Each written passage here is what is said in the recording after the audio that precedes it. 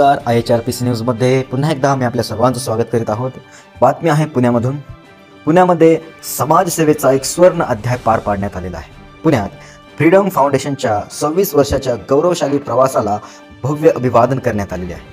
मानवतेची सेवा, समाज उन्नती आणि शांततेच्या मूल्यांचा प्रसार यासाठी निष्ठेने कार्य करत असलेल्या फ्रीडम फाउंडेशन या संस्थेने आपल्या समाजसेवेच्या 26 प्रेरणादायी वर्षांची यशस्वी पूर्तता पुणे शहरात मोठ्या उत्साहात केली आहे। या ऐतिहासिक सोहळ्याच्या निमित्ताने फ्रीडम फाउंडेशन आणि ग्लोरियस ग्लोबल सोशल फाउंडेशन यांच्या संयुक्त विद्यमाने समाजात उल्लेखनीय जनकल्याणकारी आणि प्रेरणादायी कार्य करणाऱ्या समाजसेवकांना विश्व शांतीदूत पुरस्कार प्रदान करण्यात आलेला आहे। पुण्यात पार पडलेल्या या भव्य सोहळ्याने समाजसेवा, मानवी ऐक्य आणि प्रेमाचा एक नवा संदेश अधिक दृढ केला गेलेला आहे।